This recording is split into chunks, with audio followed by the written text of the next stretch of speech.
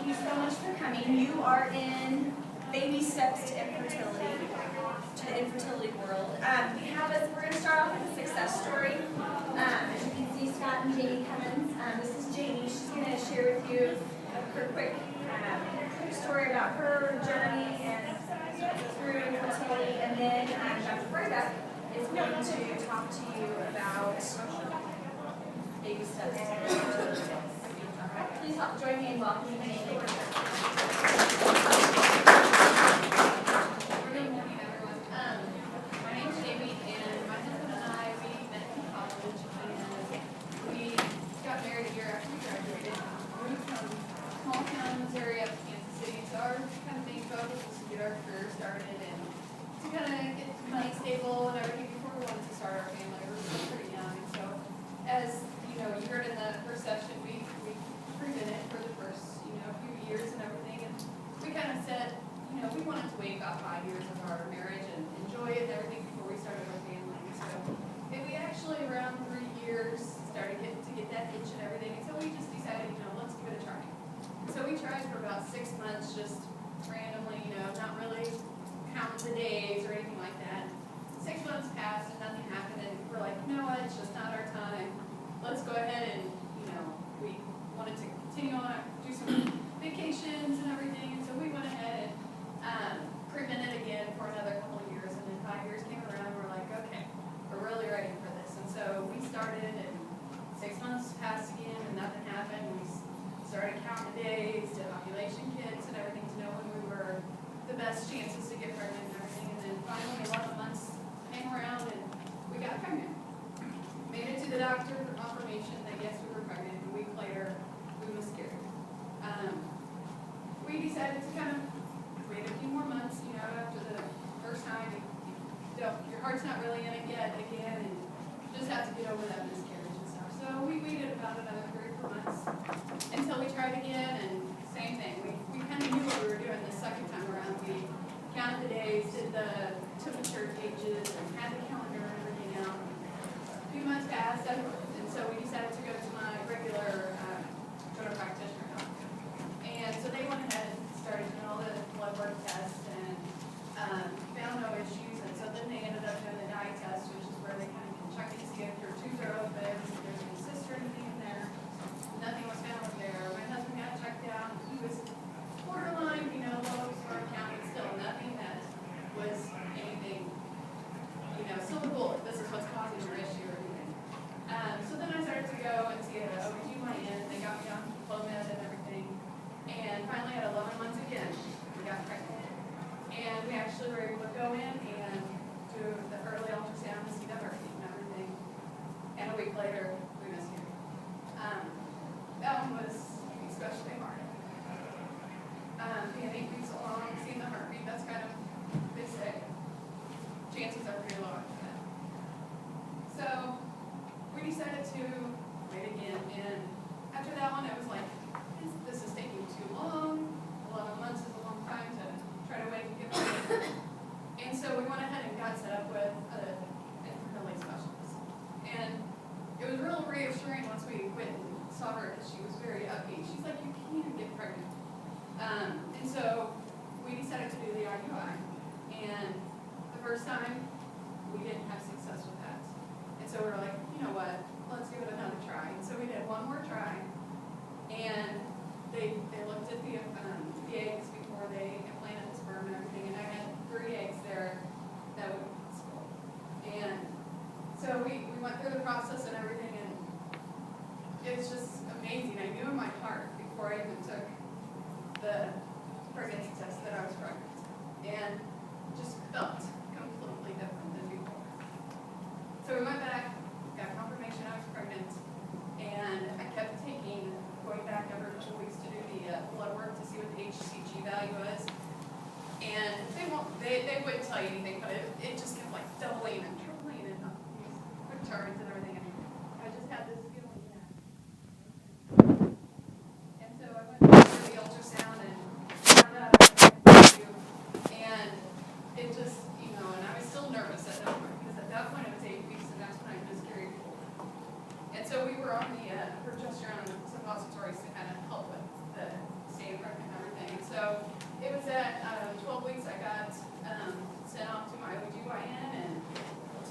a normal pregnancy and normal delivery, and they warned you that bed rest was cheapest with twins and everything. And it was at 23 weeks. I went in to the doctor because I wasn't feeling very well, and I was in preterm labor at 23 weeks.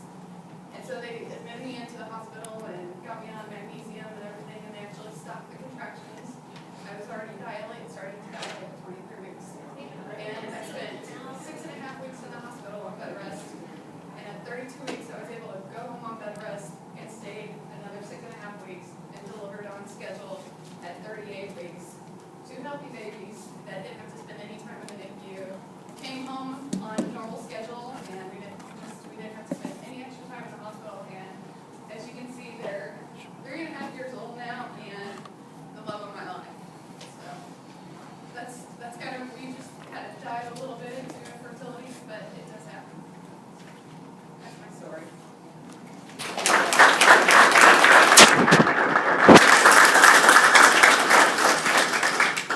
Thank you, Jamie. Next, we have our presenter for this morning, who is Dr. Grayback. Come on up, and I probably shouldn't throw this plug out there, but this woman gave me my son, so just have to say that.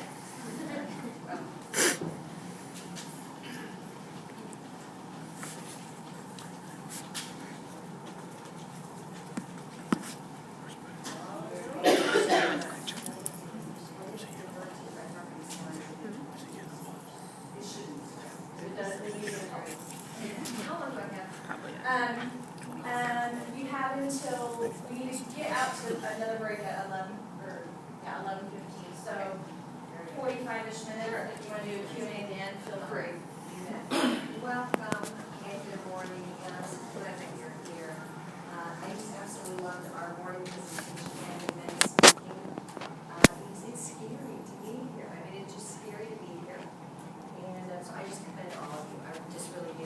It's kind of the first step of taking action. What you do with it will be your own choice. But and how you bring it, decide to do that. I commend all of you for being here, all of them, and on Saturday morning. So thank you and welcome. And I'm so glad you're here.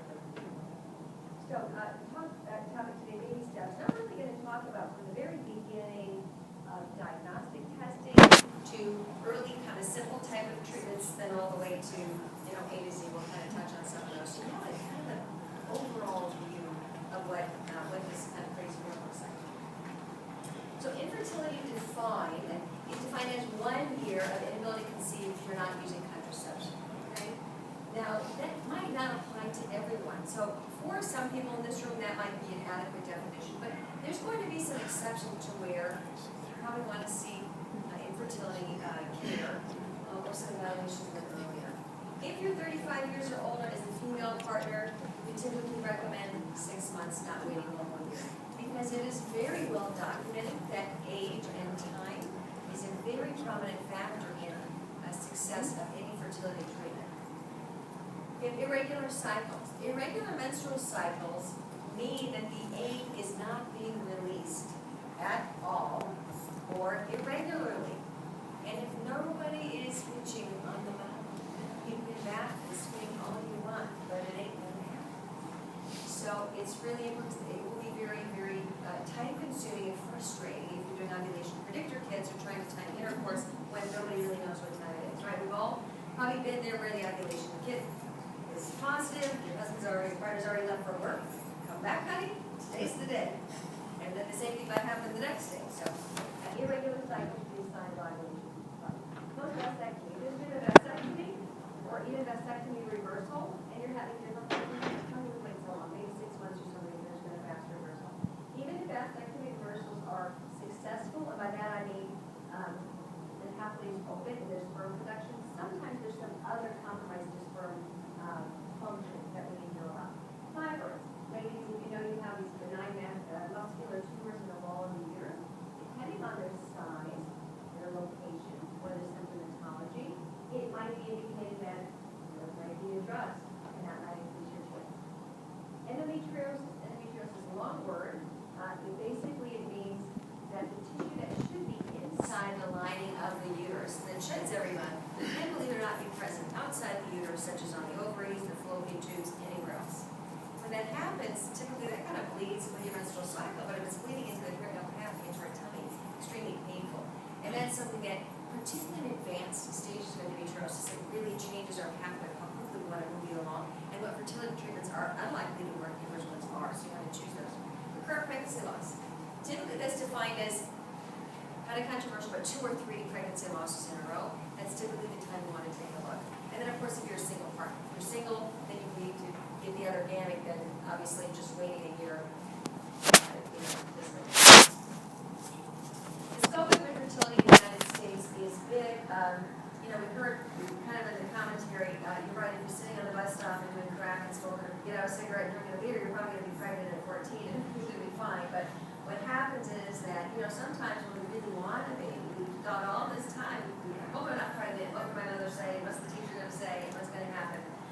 All of us assume that we're pregnant. And so it's interesting and stressful when we find out that that might not necessarily be the case. So in all, 1 in 10 couples, but as you can see, as the female partner age gets higher, then that really goes up.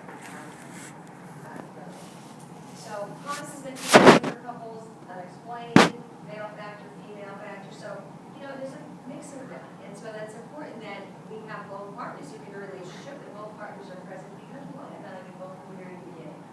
That's very helpful as well because it takes the burden off any one shoulder. We are not here to point a finger, cast fault, cast blame. It's your fault. We want to, my fault, it's like, oh my goodness, no, it's not about fault. It's about opening your eyes and identifying what our hurdles are. Why do we want to know the hurdles? What are the hurdles so that then we can strategize together with you on what are going to be the most effective ways to jump over them, go around them, and get you to that goal that you want to have a family. Unexplained, you can see is an issue. Now, unexplained is not really unexplained. Clearly, there's a cause. Unexplained, those causes are harder to find. And as we're learning more and more about DNA and medicine, we're finding there's some things about age from quality. Causes female factor infertility, you can see ovarian problems are really big, and I would guess to say that it's even more than what it shows on this chart, because egg quality is a very big deal, and egg quality is very hard to test. It's very hard to predict, totally asymptomatic for those kind of things. So common causes of infertility, again, tubes could be blocked, it could be scar tissue, male factor, egg release problems, endometriosis. Sometimes, believe it or not, we have no history of anything in ourselves or our family or anything like that, but we may be all theories of some genetic or chromosomal disorders that are silent in us, but only are made manifest when we try to have a family.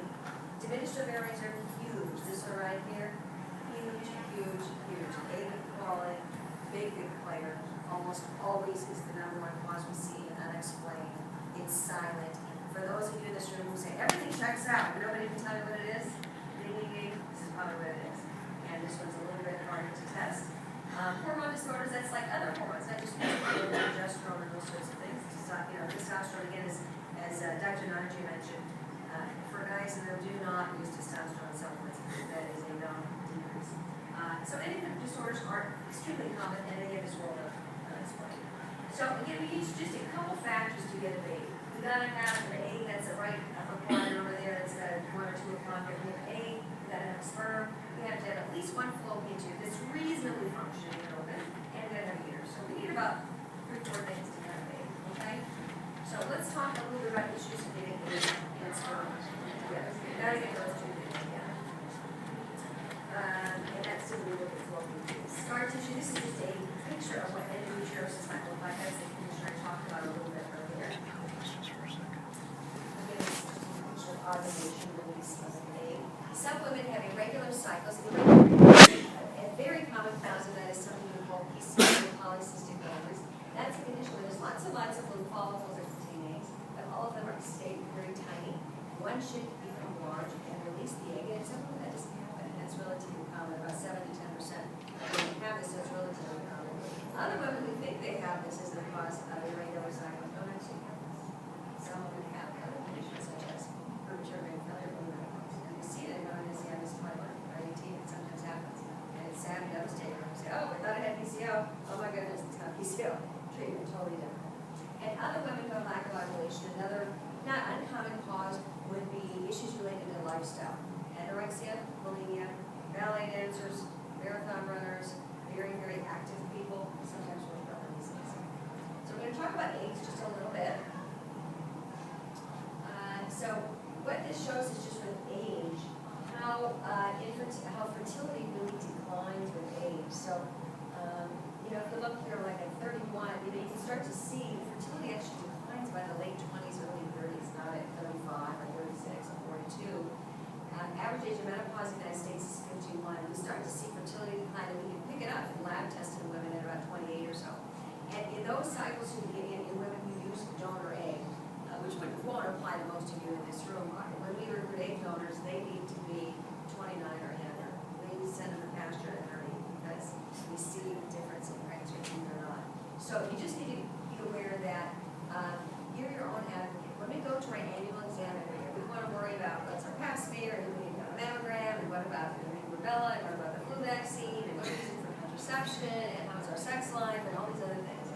But don't forget to be an advocate for yourself to say, hey, we want to have a baby someday, but we should be kind of thinking about doing it. So, if that's something that you're really serious on, probably the big message would be, hey, don't delay. And it's possible to get some early investigation. Not to say you need to be barefoot pregnant when you're, 16 and you don't have a job and you're not ready. But you want to kind of be thinking about, might that be a possibility, and be aware that we do see evidence of change in egg quality and pregnancy rates that begin in the late 20s.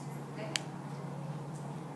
This is just a little comment that says, I'd like to have children someday, but only after I've established a career.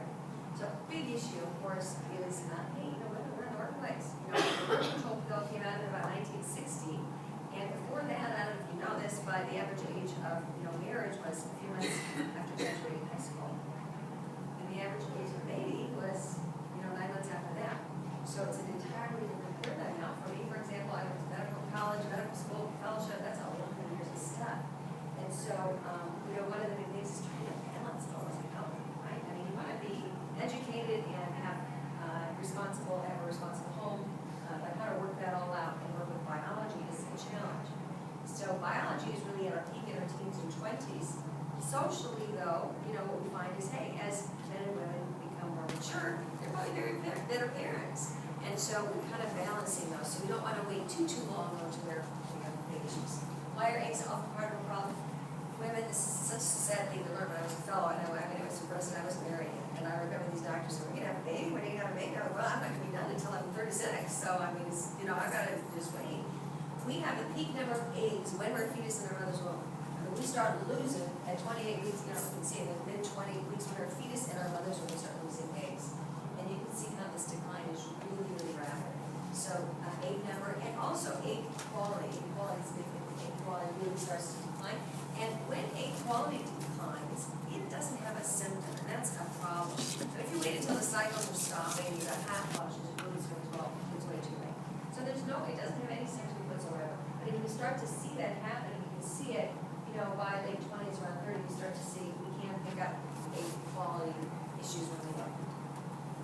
And monthly fertility declines. In our peak fertility rates, chance of pregnancy in 1 month is around 15%. And then it starts to, you can see, kind of go down. So it's a big deal. Okay.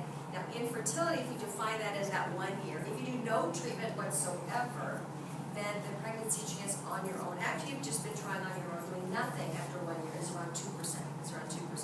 And the treatments that we have will get you much higher. But fully fertile is not 100. It feels like it's 100 because for you guys in this room, everybody look at it. Your radar is so high for those who are pregnant that it's going to be a neighbor and a friend and your sister. I mean, everybody is pregnant except for you. But honestly, the rate is 15% in 1 month. So you have someone here. And of course, in some of these issues, it's 0. I mean, if the both tubes are blocked, you're not going to get them. If you have an egg, you're not going to get them. Okay?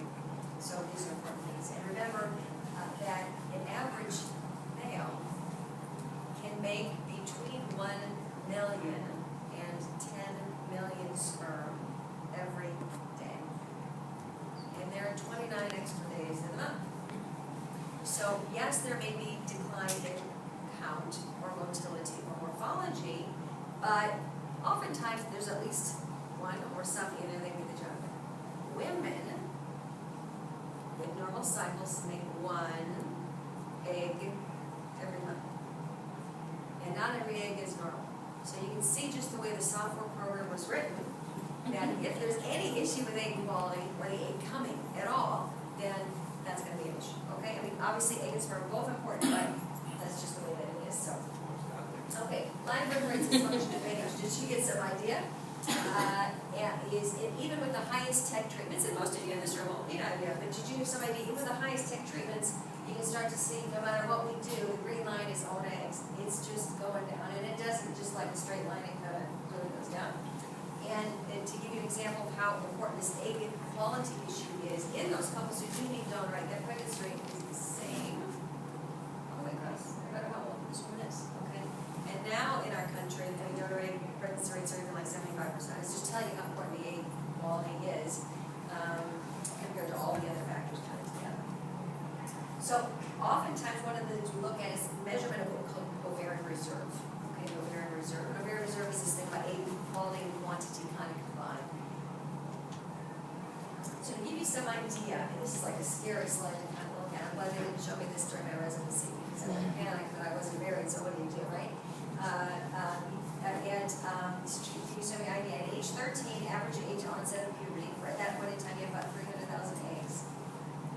By age 25, monthly live birth rate starts to decline. By 30, 12% of your eggs, 12%, right? You start to get kind of nervous. 40 and 43% of eggs remain. So it doesn't mean you can't get pregnant, but you just want to be kind of cognizant of this quantity and quality because again, it is something. There's no feel really something different. Okay?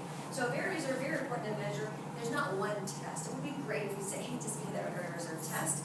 We do have kind of a little panel that if somebody just wanted to have a screening thing to say, hey, I just want to kind of get some idea that we can do for you. Age is the most important. Probably second after that is this hormone called AMH, anti-malarial hormone, and that can be checked. It's really easy. That can be checked any day of the month, which is fabulous. And any time of day, whether you're fasting, not fasting, morning, afternoon, or evening, it doesn't matter. If you've been on the birth control pill, not too many months, we can be tested there, and it's even valid in pregnancy. So it's really fabulous. And this is probably the earliest blood marker that becomes abnormal. And the next one is FSH, and we typically need to test that to make it accurate on cycle day 3. So if cycle day 1 is the start of the menstrual period, then you need to do it on cycle day 3. So it's really plus or minus 1 day, cycle 2, 3, or 4. But obviously, if you don't have any periods at all, that's a little problem. Or if your periods are regular, a little problem. But anyway, those are probably some big ones. AFC is counted by ultrasounds, a little background follicles in the ovary, and that gives us some idea. And some of these other things in your history gives you some idea. What do we think that ovarian reserve is? We kind of put those things together. So one of the things we always want to test in any couple or individual trying to have a baby is this ovarian reserve. And it's probably one of the most important things that we look at. Possibility of the uterus, this is just a pictorial kind of thing. It shows that you might have a polyp inside the cavity or fibers in the wall. A polyp inside the cavity or any mass inside the cavity can act like an inflammatory device. Some of you may or may not be aware of something called an IUD or intrauterine contraceptive device. If there's a foreign body in the uterus, it never just grow a plant. Nomads and nomads, they put rocks in the uterus of a camel, so their camel doesn't get pregnant as you cross the desert, all these crazy things. But a foreign body in the uterus. So we look to make sure, is the uterus clear of any major things inside? And those might be asymptomatic. Some women will have a little longer flow, heavier flow or longer flow. But usually we do some kind of imaging study to look to see. Not every fibroid needs to be covered. Again, it depends on its size, its symptomatology, and exact location. So basic infertility evaluation for those just getting started. I think that sometimes individuals think that my doctor is going to take so long and it's going to cost so much money before we really know what the problems are, and then we have to know what the issues are. That really isn't true. We do need to know about some things, and all these are inexpensive, and all these things are like they're all time.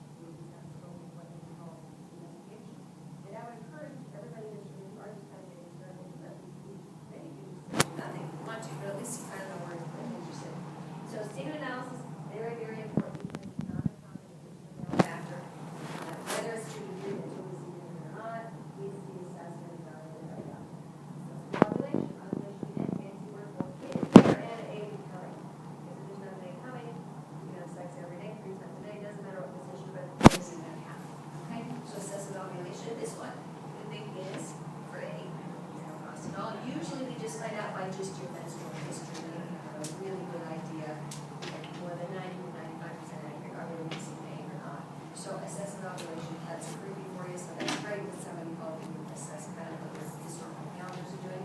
Egg quality disorder, and quality and quantity of reserve testing, that is a combination of blood work and ultrasound, looking at your ovaries and looking at the size of your ovaries and that background activities. We kind of talked about measuring those little follicles. That is really, really important. And then the last thing, evaluation of somebody's anatomy, okay? So bottom line is we need to make sure you have at least one fallopian tube open. The tubes are the anatomic structures in which fertilization occurs. So the eggs are being released by the ovary, testes are making the sperm, you gotta have intercourse, there's gotta be a uterus, but they meet, the egg and sperm meet in the fallopian tube. So you gotta have at least one of those open. You don't have to have two, you need to have at least one. You gotta have at least one ovary that's gonna make an egg, at least one fallopian tube, a uterus, sperm eggs.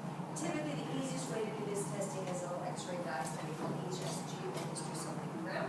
That's an outpatient study.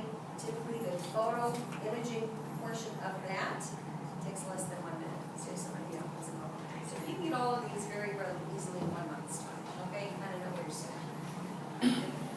Semen analysis. For those of you who do these, I don't want to scare you off by saying, okay, yes, there's some kind of a cup, but there's some kind of a room.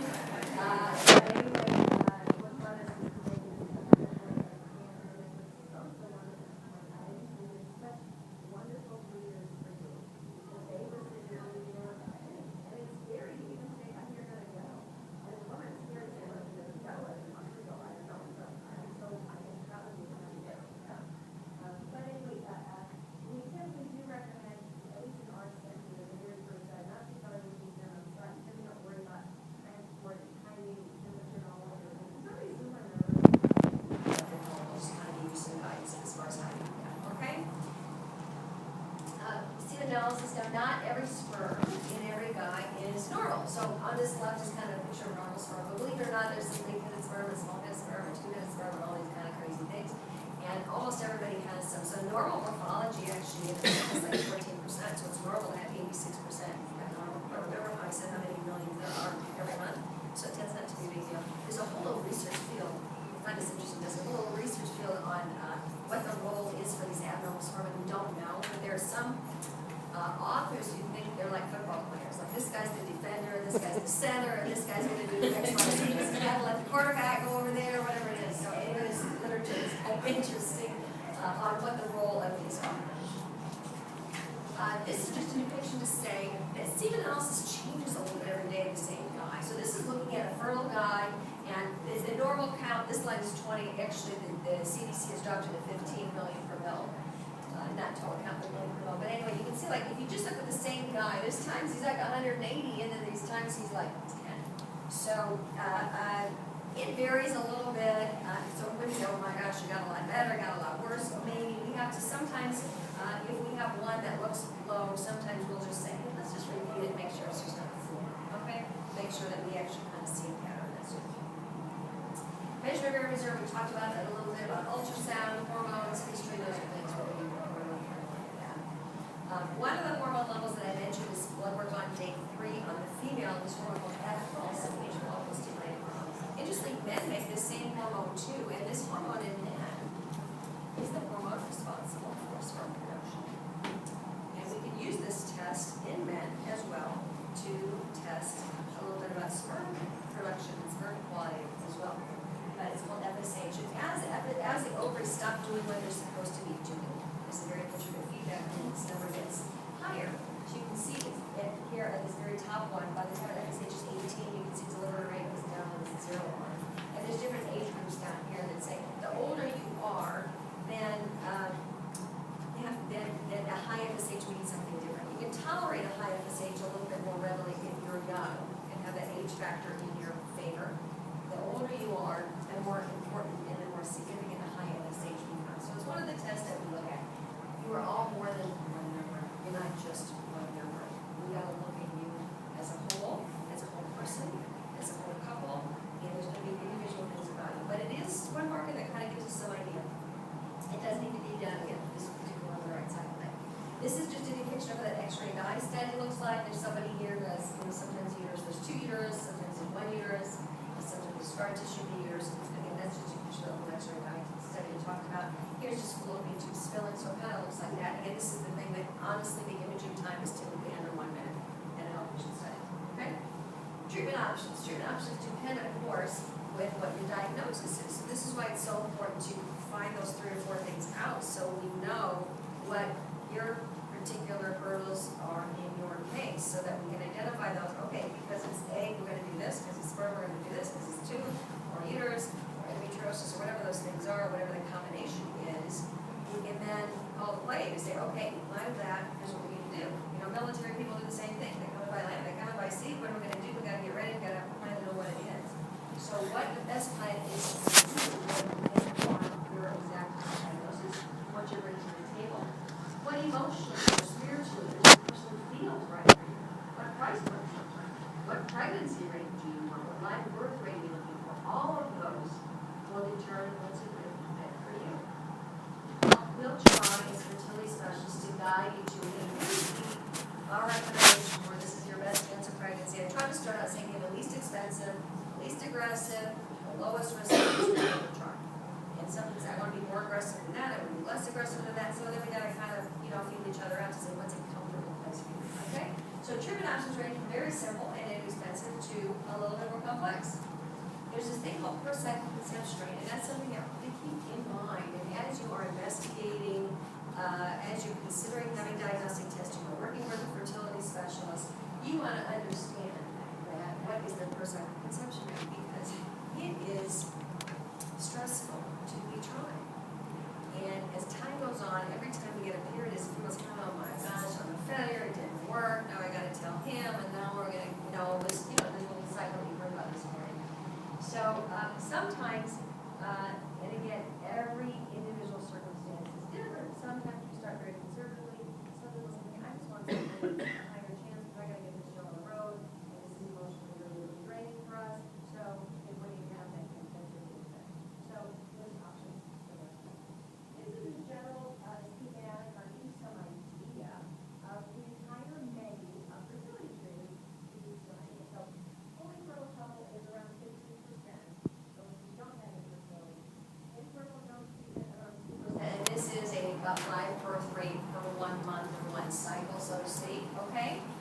So typically a very good starting place for many, many people is using some of these oral medications like Clomid or Letrozole, which are oral tablets. They're quite inexpensive. I mean, some of the patients tell us they can get Letrozole at a cost of $5 for the month. That's pretty good. Okay. So that's often a very good treatment. We tend not in our center to use medicine for the female without IUI or insemination, or insemination without medicine, because the two together have a higher pregnancy rate than do so that gives you to say 12%. Not quite fertile, but that's higher than we. And then sometimes we'll add some low-dose injection medications to just boost egg production just a little bit. And of course, there's in vitro. We'll talk about that very briefly at the end, just to show this to you on the whole spectrum so you can appreciate everything. Okay? So a very common starter treatment is, well, sometimes used as when we know there's an ovulation problem, because it's ovulation induction, it's medicine that induces an egg. Well, sometimes use it when the male count is a little bit bad, but not terrible. And we'll sometimes use it when it's unexplained. The tubes are fine, the sperm is fine, and the ovaries are fine, because even in unexplained, because a higher pregnancy rate, they're doing nothing. Okay? But anyways, oral tablets, typically you take 1 a day for 5 days, cycle day 3 through 7, give or take. So not a big deal. Typically involves about 2 visits a month that are quite short. In the morning, we typically do an ultrasound when the egg might be developed, and that's kind of making sure that it's sort of the follicle looks like. And we have you self-administer a hormone trigger medication that helps finalize the maturity of the egg, help that egg release, and help you time a little office procedure. That normally takes about 1 minute. And we wash the sperm and put it into the uterus, and then you rest for 5-10 minutes, and then you go back to work. But that would be called ovulation induction with intrauterine insemination. Intrauterine insemination is kind of a sign of you would be having intercourse as well. You're having sexual relations with like normal. We get that asked all the time. Well, you don't have to really do that. We just want to do it the natural way. You would be having intercourse at home as well. This is magic. It doesn't ever matter to me if you guys take control and really assist. Even when something else is normal, adding the IUI, which is a 1 day per month kind of thing, really almost levels, the live birth rate compared to time is energy, emotional energy, financial energy, certain times it's an again, if you use it in a domination problem, unexplained myeloma, we talk about increased risk in twins. This particular medication is not known to cause pregnant twins or triplets or something crazy like that. That means it can take 10% of that time to value why essentially doubling pregnancy. And if that's not a comfort level, you don't have to do it. And we'll just say, okay, then here's what we look with pregnancy rate. We're going to adjust that a little bit. And if that's a comfort level for all of them, we certainly can do that. Okay? Side effects are really pretty rare, these medications. Typically, we do move on after 3 to 4 cycles, and now the newer data is saying we should really move on after 2 to 3 cycles. So we're seeing, as we're evaluating pregnancy rates, risk, cost, live birth rates, multiple rates, all these things, when you're seeing a shift in the fertility community on moving more quickly toward IVF, it is more expensive. However, the live birth rates are now extremely high, and multiple rates are extremely low. So it ends up actually for a cost savings if we do 2 or 3 cycles of this and then you move more quickly. And there's been several studies published independently that kind of confirm, hey, that's the way you're going to spend the least amount of time. Injection fertility medications, that's kind of a scary word for many of you in this room. I've been doing this for a long time, so the old days you had some mixing powders and liquids and had this big honky needle that went in your hip and thigh and all kind of scary stuff. Now, the newer medications are a little sub-Q, little tiny insulin. They're pre-filled, or injection pens, you dial up, whatever it is, it goes into the tummy. And a lot of times women are doing this every other day with a total on a basis, like 4 times a day. So it's not like, oh my gosh, you gotta quit your job. And, you know, yes, there are circumstances where just somebody commented this morning with 7, I have to just laugh about it. But yes, you are at Thanksgiving at your mother-in-law's house and have to go run to the bathroom. Okay, now is the time I gotta do this thing.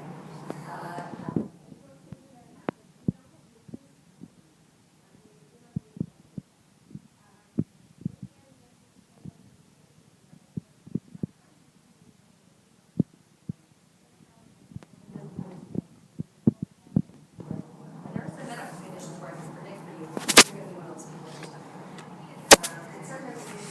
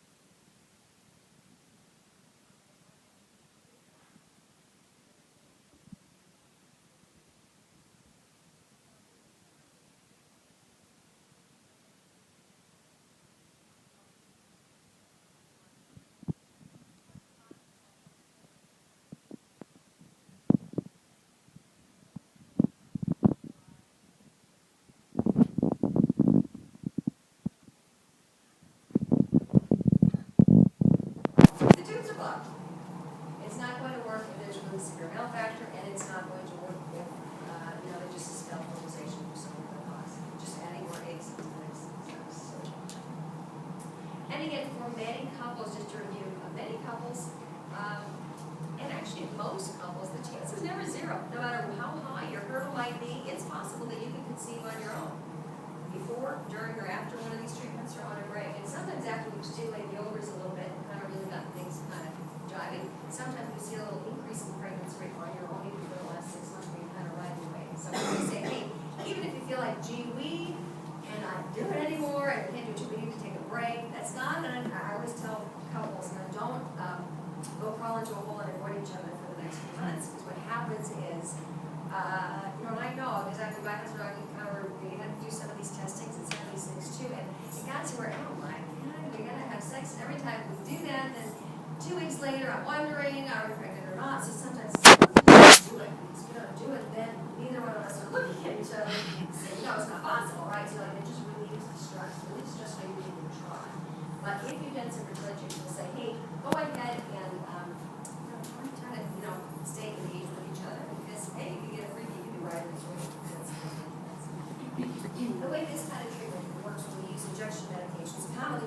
some oral medication and some injection medication. Again, to do some blood work, and to do some medication in the early days of the cycle. The egg production is all just in the first 10 days or so, first 10 days, 2 weeks of the cycle. Again, there's a little trigger medication called ACG, and it's intercourse insemination kind of in those days. Now, whenever couples are trying to try on your own, if peak ovulation day, maybe cycle day 13 or 14, an egg maybe lives 24 hours. A sperm maybe lives easily 3 or 4 days, maybe even 7. So it's really important for those of you who might really get your baby steps to do an ovulation predictor kits. You're doing only the LH one. It becomes positive, but here. And your fertility rate starts way back -7 days. Okay. So for most couples, you try intercourse every other day, you get a little bit early, maybe day 7 or something. If you do every other day for a week, you're going to hit it. If you did 7, 9, 11, 13, 15, you're going to hit it. Don't worry about the ovulation predictor kit. Don't worry about EDT. Don't worry about the paper strips. Save your money. You can always go out to dinner and have some wine or something. and save your money. But one of the things at this point I would say is, hey, if you wait until right here, because if you're like a day off, the pregnancy will be 0 for all of this part of it. It's 0. The egg is gone. Okay, not going to happen. It's recreational, not procreational, or permanent. It will not knock the egg out of the tube. It's not going to knock the baby off the tube of the uterus. I mean, like, oh my gosh, I knocked it off. I got one, but I think something happened. But so early is always kind of a better thing when it comes to it. That's a very common mistake in this knower that so for example, you can have intercourse on day 7. And if you have to fly to Hawaii and they have to go to Alaska and they could not even be together at all for these days around ovulation, then you get a baby. But if they're not together, then it's supposed to have to get together on day 15 or 16 if she's ovulating on day 13 or 14 and say, oh my gosh, we're just a day or 2 late, I think it's going to be okay, but so really focus in your in the very early stages of making sure you get it. Every other day, same pregnancy rates every day. So don't stress yourself. Every day will not make you guys run out of sperm. You can probably do a semen analysis and do another one 2 hours later, and it's going to probably be very, very similar. Okay. But every other day, same pregnancy rate as every day, and we encourage that because as much as you love each other, it really becomes a job. It really becomes right. It becomes work. I remember tapping my husband and going, oh God. It just becomes like, oh my gosh, we got to, it's like, it's just too much. And so, the quickest thing you ways to do to turn your partner off of trying this entire thing is by really stressing him out. Because even though you might be trying to do ovulation predictor kits or taking medication, and when he's on, he's got to be on, right? If it's not happening, he's going to go bad. So you really just want to just take whatever, it's fine, every other day. But how many times we try again? We kind of commented about 3 times we're doing very low tier kind of stuff, kind of low check things because the pregnancy rate, life rate starts to plateau out. Okay. Typically, an age would be spends about 5 days. Again, risk of these medications would be injection medications for IUI. You have to really be in there somebody who knows what they're doing. Somebody in this environment. I'm going to briefly talk about IVF because I was asked to kind of really talk about the spectrum. And for those of you who are really the very introductory space, when you try to learn your IVF, it's not really our thing. But you need to know that the pregnancy rates are extremely high in this day and age. How high are they? Okay, like when IVF first came out, I wasn't around in 1978 when the first IVF was doing, but every egg embryo was put back in the next day, and pregnancy rates were like single-digit pregnancy rates. Okay. So to give you some idea, live birth rates now for under 30 are around 80%. Live birth, not a positive test, that's not a miscarriage, that's not a live birth rate. When you get to 31 and 35, then there's around 62% that's really high. But IUIs are around 10. Multiple rates, low, really low. You can even put in 1 embryo, and you're not multiple rate at all. You put in 2, depending on the embryos, chance of twins, but you're not going to get a quad or a couple. We hear these stories of these people, Octomom, all these kind of embryos, crazy doctor and woman who put in 8 embryos, but most of those are actually injection medications, not in IVF, usually a pulse regulatory. It does treat almost every cause. there's male factor, egg quality, ovulation disorder, endometriosis, blocked tubes, vascular reversal, treats almost every cause. And so it can sometimes be the first line treatment. So that's why I said, when you're first in the diagnostic mode or kind of in your early stages, we test those 3-4 things. We'll know what all those things are, less than that. And then we got to sit down and talk with you to say, all right, what's a good fit, what pregnancy rate are you looking for, what live birth rate are you looking for, what are potential risks we're looking for, and those sort of things. So you want to see the whole menu. You want to see the whole menu so you understand and you find a good fit for yourself, right? There's nothing worse than saying, okay, I'm going out to dinner, and I'm not that hungry, I got the soup and salad. And then right after the waiter brings it, I see, oh my gosh, special tonight, $15.99, T-bone steak, lobster tail, a glass of wine, and dinner, dancing, and dessert. I'm like, oh my gosh, I wish I would have seen that because that would have been a better deal. That would have been a better deal, and I should have gone for that one. So you do want to kind of see the whole spectrum so you kind of know where you're at on it, cost-wise, where you're at on it, live birth rate, so you like choosing the one that, first of all, medically is the right and appropriate one for the issues you bring to the table, but also so you kind of know, help drive the car with us to say, where does it feel like you want to go, okay? IVF, just as a little brief depiction, we typically do stimulate the ovaries using injection type of medications. They're again, often in dial-up little pens that you do sub-Q at home. We make multiple eggs because it takes about a dozen eggs to give a reasonable chance of getting one embryo, believe it or not, to transfer and give a live birth. Eggs are removed in an outpatient procedure that's shown over here in picture C. That takes about 8 or 10 minutes in the operating room. There's no incisions, it's a transvaginal ultrasound. And 5 days later, embryos are put back into the uterus. When you're wide awake, you walk in, you walk out. So that's what's entailed in that, okay? To give you some idea, not all IVF cycles result in a pregnancy, and the number one reason when IVF doesn't work, that it doesn't work, is that an embryo can look pretty on the outside and not be healthy, unfortunately. So kind of like the adage, you can't judge a book by its cover, or all that glitters is not gold. Embryos are sometimes that way. We can have the most beautiful embryo that might not result in a baby. And when we do DNA testing, we can do DNA testing on embryos for health reasons. It's not for design babies. For health reasons, we're learning, oh, that's why that one isn't. And one embryo that might not look so great on the outside might just be golden. Could be a golden embryo, and could be the one to use for live birth. So that's what we're kind of learning to give you some idea of, as women ages increase, the number of embryos that are not, that are normal starts going down. So that's the number one reason. Both the male gamete, the sperm, and the female gamete, the egg, bring DNA to the table.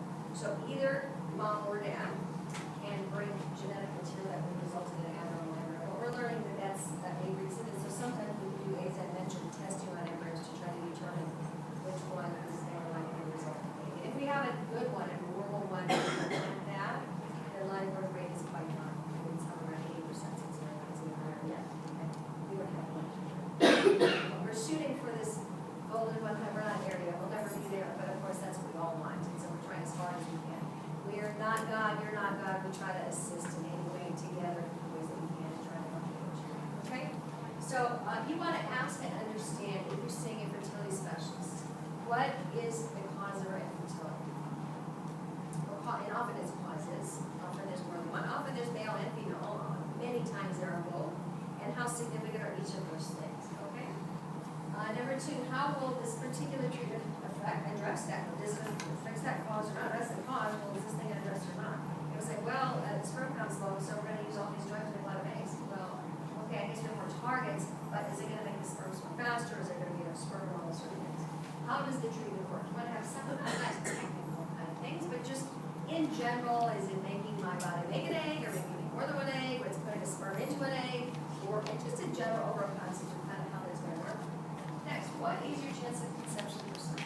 And more importantly, your line growth rate %. How does that compare to doing nothing? How does that compare to a normal fertile couple? So you have some idea. The reason this is so important, really, really important, this can avoid heartache for you.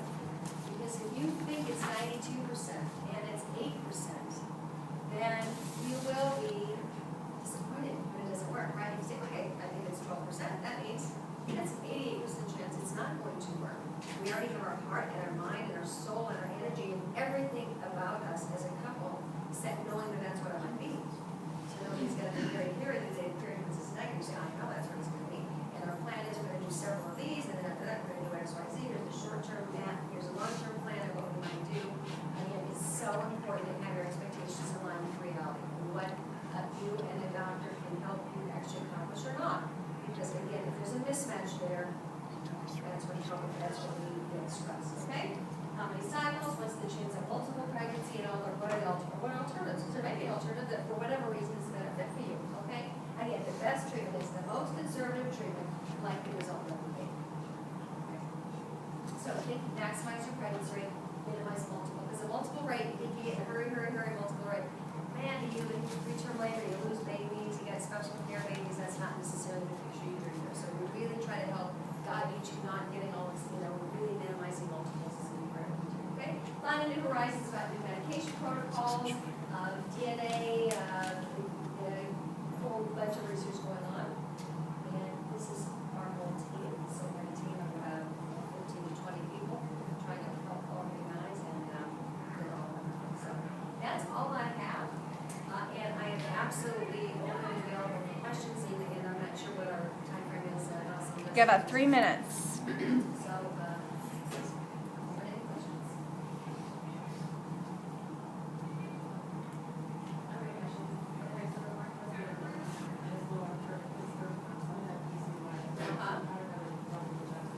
Yes, yeah.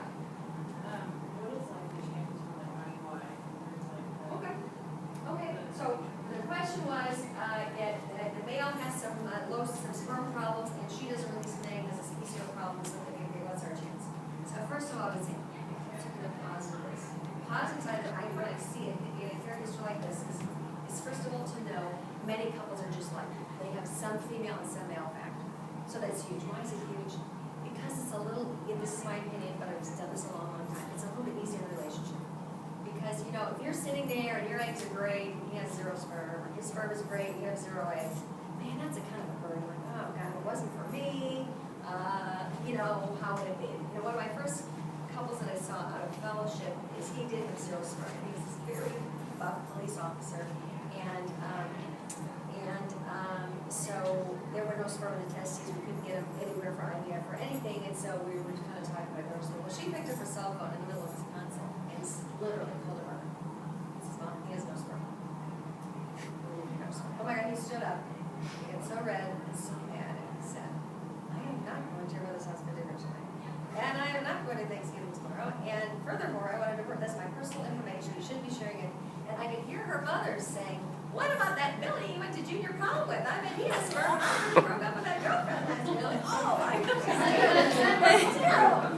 So anyway, it all worked out okay. They had, they ended up with stuff. We took a pause. They had some counseling. They had 2 kids up there at Omaha. They came down and they have 4 kids. But anyway, you want to talk to, again, make sure that you're both, you have a conversation before we share with others. But anyway, again, look at the positive and say, hey, it is very common. There are female and male.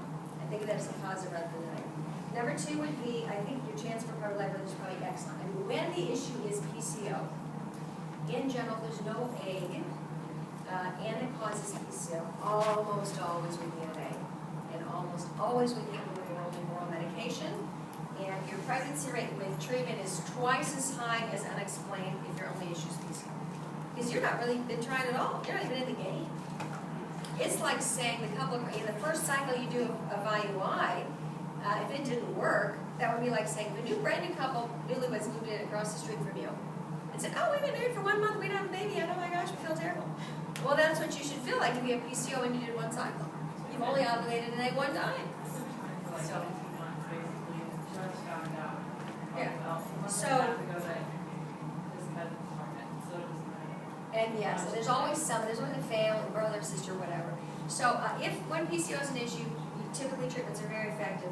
And for most guys, probably the combination of using some ovulation reduction pregnancy. Now, there are exceptions to these rules for some women who don't respond, or the sperm we're going to need donor sperm or IVF or something. But I think in general that combination is common and usually treatable in an outpatient setting. I have a quick question. Chromosomally, this is for my daughter. There's a chromosomal issue. and they've already lost 2 babies. Does that Okay. mean the chromosomal issue is going to hit in every single pregnancy? Excellent question. So she asked, a family member of hers has a chromosomal disorder, lost some babies, will this happen every time? Chromosomal issues is the #1 reason for miscarriage. We think it's responsible for 50 to 80% of miscarriages, very, very common. Most of the time it's spurious, that means your chromosomes are normal, your partners are normal, and you're just, the way you make an egg or sperm that particular time is abnormal. Sometimes, as in this particular case, one or, she's carrying something or he's carrying something. In these days and times, there are alternatives with excellent live birth rates that make recurrent miscarriage almost really, really low. Back to the baseline population, which is around 15%. So typically, to use her eggs or this person's eggs who's infected, typically we would do IVF and we would do genetic testing of embryos. And if it's non-viable, we're not going to put it in because the mother nature's going to figure that out. If we get a normal one, live birth rate is around 80%, so it's really high. Okay. There are alternatives to that, the donor gametes, just letting it be, but ultimately, usually not every major sperm has that genetic abnormality. We got to just find the one that doesn't, and once we do, you're golden. We're not here to make designer babies. We're here to say, if Mother Nature's going to not ever let this one be alive for a different focus on the parents. Well, I mean, once the panel was done, it showed that, or after the look at the baby, the second one, it said there is a chromosomal issue. She had a panel done, hers came back fine. They haven't done his. And her fertility doctor said, it might be him, it might have been that baby. And I think that's kind of what we're confused about, because you always think that the 2 sets create what you have. Did it come from one or the other? Yeah. Is that? It's a complicated issue, and I would say, I would just encourage you really need to sit down with a fertility specialist too, as well, versus in this area for those answers. Because usually those answers, we can get to those. Thank you. It's super quick. Perfect, go ahead. Do we get to meet with you on our first consult? Yes. Okay. There are a few days or times that, because my schedule keeps really busy, which I mean, it's slow and great, and sometimes if I get booked out, then I'll ask our schedule to offer getting in the door of one of our nurse practitioners, but the general bread and butter, you see me first again. Now, the first time in our office is long, it's not a little short visit, I mean, it's a couple hours, so, but our schedule will tell you that. We can't like plan 20 minutes and run to work after that, because it's pretty involved when we discuss the first time. Thank you again. We're so happy that you chose this.